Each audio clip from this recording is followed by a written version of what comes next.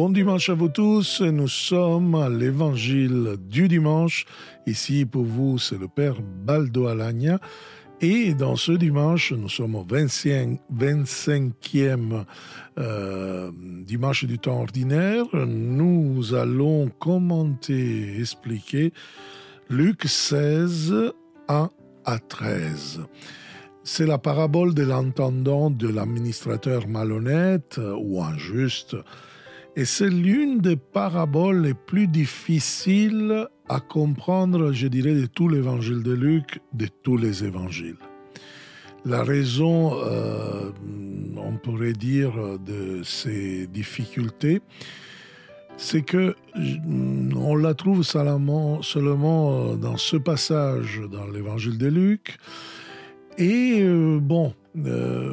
ce n'est pas que Jésus n'est pas clair dans ce qu'il dit, mais c'est que le sens originel peut-être de l'hagiographe, c'est-à-dire de celui qui a écrit cet évangile, peut-être était un peu superposé à d'autres sens, à d'autres significations, à l'usage qui a été fait de la parabole dans l'Église primitive. Il a été noté naturellement comme contexte historique de Luc que la parabole peut avoir 3 applications. Alors, qui sont 3 applications complètement différentes. D'abord, on pourrait dire que les enfants de ce monde se comportent dans leurs choses plus habilement des enfants de lumière. Et ces enfants de lumière ne le font pas dans leurs choses. Ça, c'est une première application. Une deuxième application, on pourrait dire que de se faire des amis avec des richesses injustes.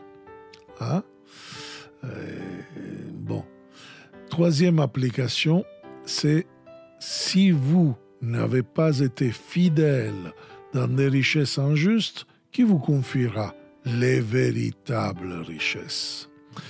Alors, il semble presque être devant des notes de 3 homélies, de 3 prédications complètement différentes, mais possibles, sur la parabole de Luc 16, de 1 à 13.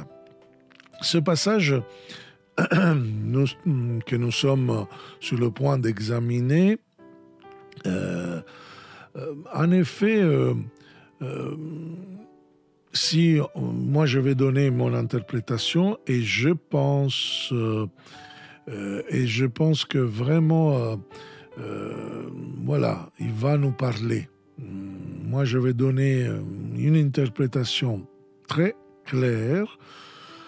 Pour moi il y a un message très clair, c'est de choisir le Seigneur, si c'est Jésus, si c'est l'argent, dans le sens que l'argent, ce n'est pas qu'on est appelé à la pauvreté, mais ça peut devenir un outil pour servir le Seigneur, ou sinon, s'il devient Seigneur, c'est parce qu'en effet, on n'est pas chrétien. Alors voilà, l'argent peut être un outil pour les autres ou pour se faire des amis. On y va dans notre texte. Au lieu d'utiliser pour se faire des amis, il y a ceux qui se font des amis avec de l'argent et deviennent ensuite son serviteur. Donc au lieu d'utiliser l'argent, ils sont possédés par l'argent. C'est le sens, à mon avis, du message. Mais je le dis en introduction, on va voir le texte. Parce que je vous le dis comme ça, parce que en effet, je vous répète, on est devant un texte grec complexe aussi, et même dans l'interprétation littérale. Jésus commence justement, notre évangile Jésus disait à ses disciples, donc la parabole est tournée à la communauté des disciples du Christ. Rappelons-nous que Luc écrit à une communauté qui n'est pas juive, mais plutôt païenne. Et il commence « un homme riche ». Alors, attention, cette expression est répété 3 fois dans l'évangile de Luc. Je cherchais, et jamais cette expression a un sens positif. C'est toujours avec un sens négatif. La première fois, si vous vous rappelez du 19e dimanche du temps ordinaire, on l'a vu pour Luc chapitre 12, verset 16, qu'un homme riche, et voilà, en effet, démolit les granges, veut en construire de nouvelles. Le Seigneur lui dit: oh stupide, ce soir tu mourras, et tout ce que tu as accumulé, pour qui sera-t-il? Vous vous rappelez? L'autre passage, à part le nôtre de cette Luc chapitre 16, c'est après le passage qu'on va analyser, c'est à partir du verset 19, dans lequel l'homme riche est celui de la parabole du pauvre Lazare, c'est-à-dire un homme égoïste qui n'est pas condamné parce qu'il ne se charge pas du pauvre. C'est plus profond, c'est simplement parce que c'était quelqu'un qui l'ignorait complètement. Donc, il va vivre presque la vie éternelle en regardant celui qui a ignoré, qui va avoir la justice de la part de Dieu. Donc l'homme riche vit à un tel niveau que le pauvre ne peut pas rentrer dans son attention, dans son point de vue. Et dans ces 3 fois, même dans notre péricope, ce dimanche, nous voyons donc que cet homme riche est certainement quelqu'un qui n'est pas dans la volonté de Dieu, n'est pas trop dans la bénédiction, on pourrait dire, de Jésus. Donc, donc cet homme riche avait un administrateur, et les termes utilisés dans l'Évangile nous dit un administrateur, un gérant, qui a été accusé de dilapider ses biens, l'appelle, lui demande de rendre des comptes pour l'administration, et là, le renvoie. Donc le renvoie, et il va lui dire justement quelque chose de très fort. En effet, il va lui dire littéralement: tu ne pourras pas continuer à administrer. C'est très intéressant. Rends-moi les comptes de ta gestion, car tu ne peux plus être mon gérant. Tu ne peux pas gérer encore mon patrimoine. Que fait cet administrateur? Il est confronté à 2 possibilités. On le voit dans ce qu'il écrit Luc. L'une, c'est l'impossibilité physique. Aller, on pourrait dire, travailler la terre, voilà. Mais il n'a pas la force. Après, l'impossibilité morale d'aller mendier, mais il dit, j'ai honte de faire ceci. Alors, qu'est-ce que je vais faire? Cet administrateur, défini par l'évangile adikios, c'est-à-dire malhonnête, déshonnête, injuste, voilà, littéralement sans justice. Il est rusé, car lorsqu'il sera expulsé de cette maison, quelqu'un va l'accueillir dans sa maison. Alors, il pense à se lier d'amitié avec les débiteurs du maître, du Seigneur, puis il appelle les débiteurs et dit: combien devez-vous à mon maître? Il répondit: 100 barils d'huile. Voici ton reçu. Vite, assieds-toi et écris 50. Vous voyez, ici, ce n'est pas clair la motivation qui fait ça. Parce qu'on ne peut pas justifier ce récit, c'est vraiment injuste. Il est injuste. Renonce-t-il à sa rémunération, à son pourcentage? Probablement, non. L'Évangile ne le dit pas. Ce n'est pas possible car sur 100 barils de pétrole, la commission de l'administrateur ne pouvait pas être la moitié, c'est excessif. Donc, ce n'est pas logique pour des années de commerce, c'est illogique cette affirmation, ce que Jésus dit. Cependant, il réduit la dette, c'est ça le fait. Donc, il rend le service au débiteur, il fait en faveur aux débiteurs pour les faire devenir des amis. C'est ça. Ce n'est pas la logique du commerce, ce n'est pas la logique de l'injustice. S'il a en effet quelque chose, c'est que en effet il a une malhonnêteté envers son maître, mais il devient ami des débiteurs. Et c'est vraiment ce mot malhonnête, injuste, qui vient être répété plusieurs fois. Le maître fit l'éloge de ce gérant malhonnête, qui c'est un peu bizarre, parce que s'il est malhonnête, pourquoi il y a l'éloge? Parce que le maître a fait l'éloge de cet administrateur, parce que les riches, dans l'évangile de Luc, sont toujours vus dans une clé négative, sont injustes. Donc celui qui est dans l'injustice, celui qui est malhonnête, il doit être loué. Déjà, une première clé qui puisse nous faire comprendre ça.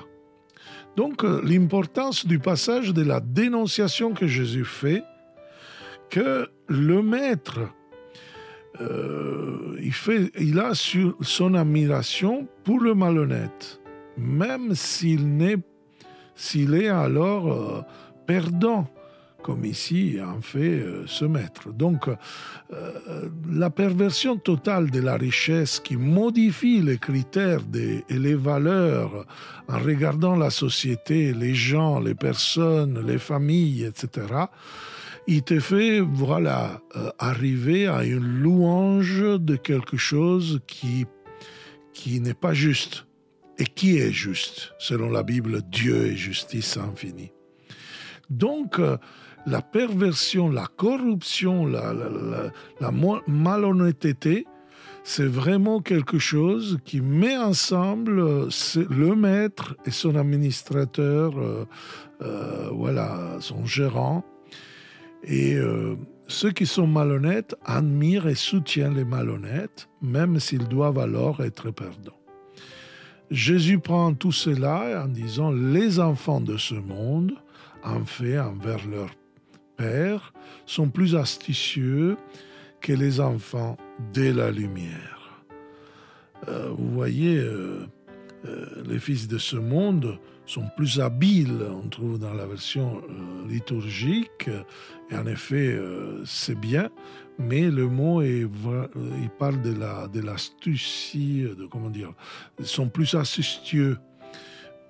Donc, il a affaire avec l'intelligence, il a affaire avec la fourbisse, avec quelque chose il veut gagner.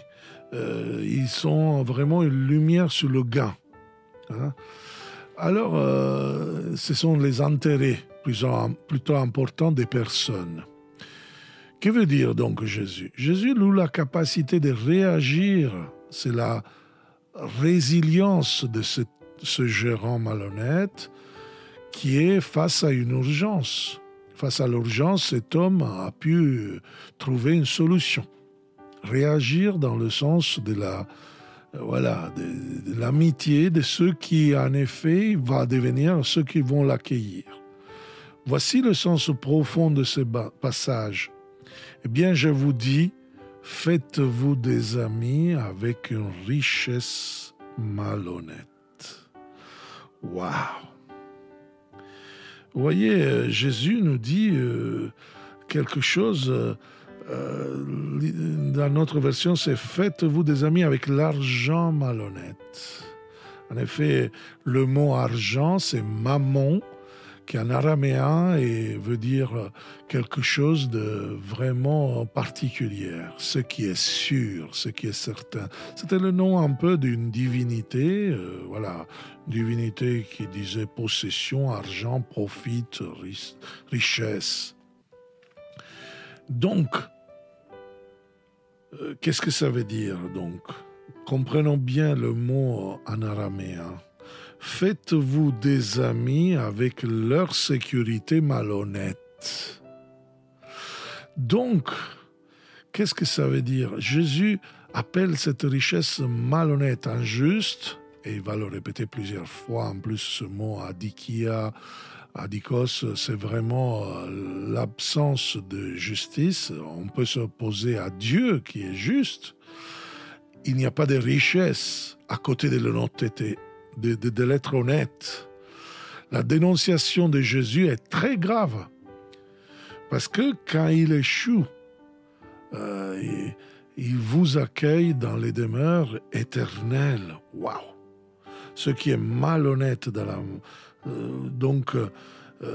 celui qui est malhonnête va vous accueillir dans la demeure éternelle. Donc, si vous voulez, il y a un double sens. Ceux qui sont en train d'écouter, c'est les pharisiens. Qui est malhonnête pour les pharisiens, c'est Jésus.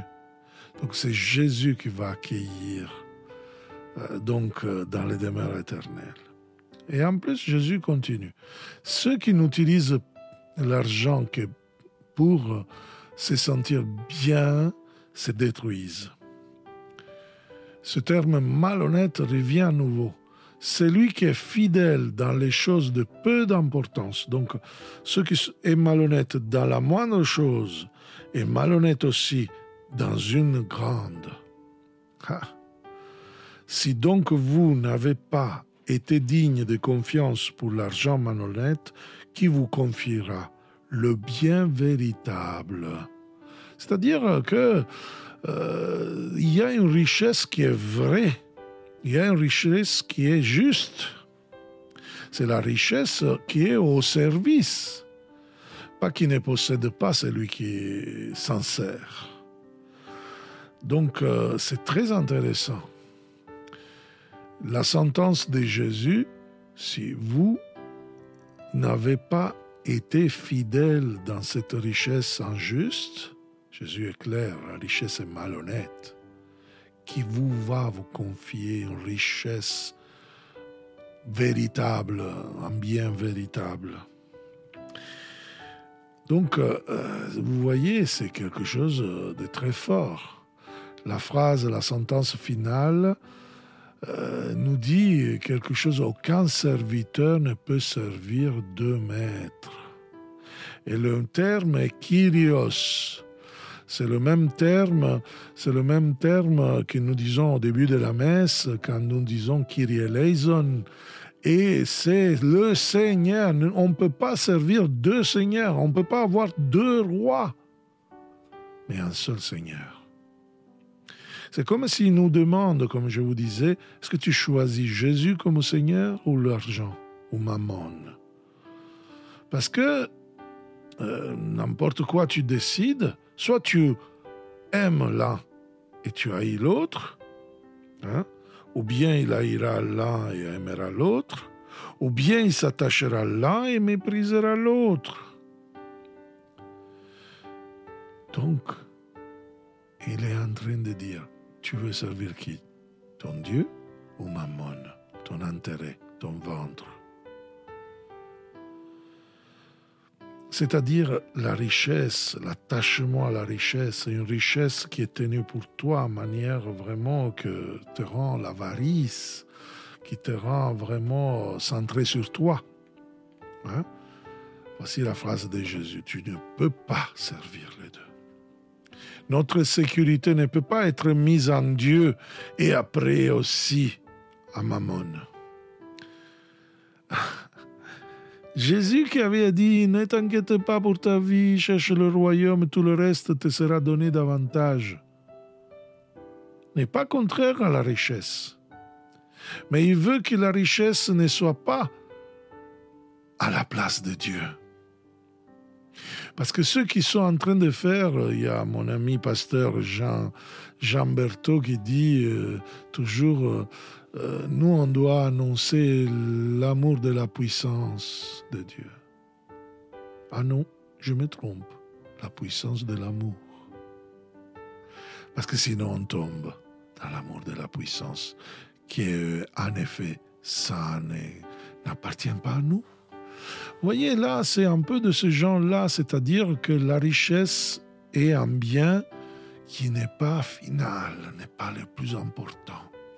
Mais la mission de l'Église a besoin de l'argent.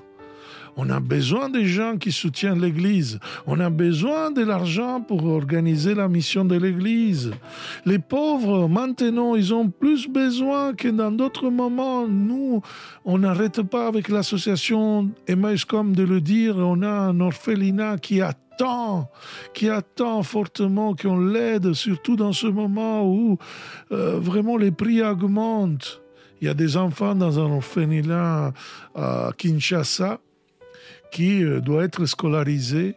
Ça suffirait le prix d'un café tous les jours. Combien ? 2,50 €. Tu donnes 2,50 € pour un enfant et pour toute l'année et tu le fais étudier. Donc tu donnes à son pays d'aider dans la dignité ce pays, de former les jeunes afin qu'ils puissent s'aider.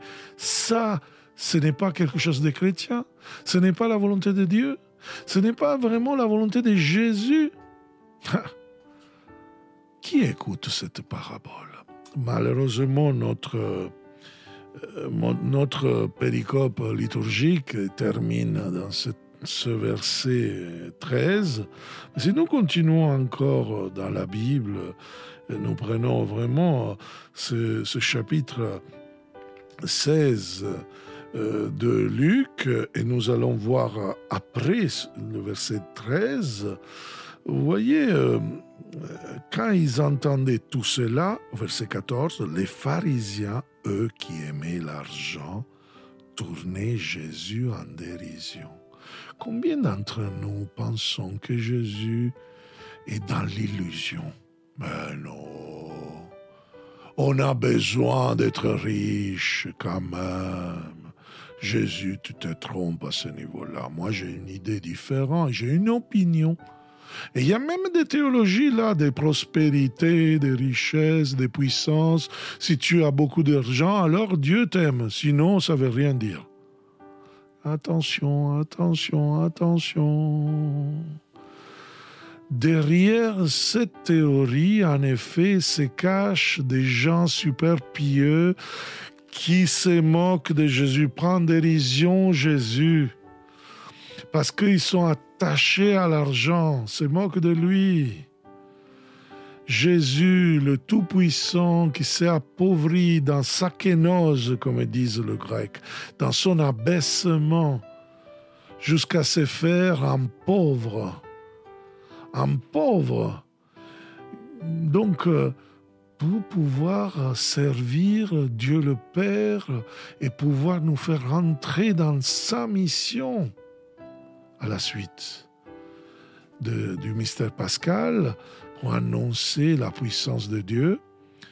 Donc, nous pouvons faire le choix, soit d'être comme ces pharisiens, ces pieux, ces religieux, soit que nous cherchons donc une vie qui réussit avec les intérêts personnels, qui ne regarde pas à droite à gauche, s'il y a dans les rues, dans le feu, devant les portes de nos églises, des pauvres qui demandent, qui te demandent parfois des centimes. Ah, nous, on est tout de suite prêts avec l'argument. Qu'est-ce qu'il va faire de cet argent ? Comme si c'était ta responsabilité d'éduquer ton frère. Est-ce que tu sers l'argent avec cette excuse ? ou tu sers Dieu qui a le choix des préférences sur les pauvres. Et il a dit même à Judas, les pauvres, vous l'aurez toujours. C'est-à-dire, il faut les servir, il faut les aimer.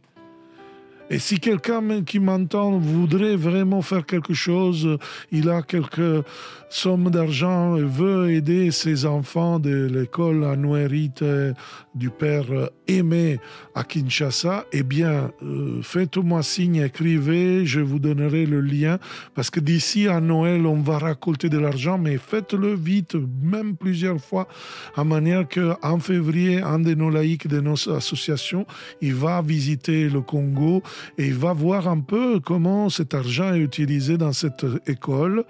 Et c'est la collaboration de deux associations, les Mauscom et l'association Famille Anuarite France, qui a comme siège à Saint-Didier, ensemble à notre association des Mauscom à Toulon. Fermons la parenthèse. Je vais en conclusion. L'évangile de ce dimanche vise à faire une distinction entre les chrétiens. Désolé, il y a des chrétiens peut-être qui veulent servir et pour eux, il n'y a pas de souci de servir le Seigneur et de servir leur intérêt, leur estomac, leur compte en banque, de penser à ses propriétés privées comme une espèce de sécurité, comme oh, moi j'ai besoin de ça et je m'en fous des autres. Bon, ça c'est une catégorie de chrétiens qui ne sont pas cohérents à cet évangile de ce dimanche, de Luc 16, 1, 13. Et après, il y a des gens qui veulent peut-être faire de leur mieux. Pas forcément être pieux, observant. Bon. Mais est-ce que, se pose la question, est-ce que je suis un enfant de lumière? Ils veulent, c'est-à-dire être bons comme les enfants de ce monde. À la manière, même s'il va coûter, même s'il doit donner, même s'il partage le peu qu'ils ont. Et ils vont trouver la résilience, justement, comme il doit, pour trouver des solutions. Mais peut-être les pauvres ils n'ont pas de solutions parce qu'ils sont tellement misérables, pour utiliser le mot de Victor Hugo, misérables, c'est-à-dire appauvris même dans leur dignité, dans leur habileté. Moi, j'aimerais bien terminer avec l'impératif de l'heure. Cette heure proclamée par Jésus est toujours d'actualité. C'est maintenant, frères et sœurs. L'impératif de Jésus est donc opportun. Convertissez-vous. Et moi, quand je le crie, je pointe le doigt avec vous et j'en ai 3 sur moi. Ne vous faites pas d'illusions. Vous avez tout le temps encore pour partager et choisir le juste Seigneur. Oui, juste, pas injuste. Il nous dit à l'Apocalypse, « Je me tiens à la porte et je frappe. » C'est maintenant ce temps favorable. C'est maintenant le temps du salut. Et tu peux te sauver en choisissant le juste Seigneur. Je me fais nourriture pour toi. Je me fais une boisson de vie, la boisson du royaume. Dans l'Eucharistie, nous prenons le corps, le sang du Christ, afin que tu puisses avoir les forces pour croire que je t'aime, dit le Seigneur. Ne plus avoir peur de choisir Jésus comme Seigneur et Sauveur, qui n'a jamais abandonné les pauvres, et à travers toi, il veut continuer la mission de l'Église. Voilà, frères et sœurs, le message que j'aimerais bien, que j'ai aimé vous donner aujourd'hui. Alors, je répète l'annonce, s'il y a quelqu'un, vous pouvez aller dans le site Emmaüscom version française, aller faire un don, et il y a 2 possibilités. Il y a le projet Anuarite pour soutenir justement, avec le prix d'un café par jour, vous soutenez un enfant. On en a 7 dans cette école qui encore attendent, qu'on les aide pour la scolarisation. Donc pour le moment, on a envoyé de l'argent en attendant et on va le continuer en février. On enverra Catherine Vavre de notre association justement pour contrôler et porter l'argent, porter les biens, etc. chez eux et pouvoir vraiment aider ces pauvres réellement sans aucune frais, sans demander l'aide à certaines qui après il faut payer, etc. Non, en manière concrète comme Jésus aurait aimé. Donc choisissez le Seigneur s'il vous plaît et servez-le comme vous voulez, dans ces pauvres, dans ceux qui ont besoin, dans la mission de l'Église. Avec cela, je vous souhaite un très bon dimanche et voilà, n'hésitez pas à partager ce podcast à tous vos amis, à tous ceux qui ont vraiment besoin d'entendre ça et on se donne rendez-vous à dimanche prochain avec l'Évangile du dimanche. Ciao!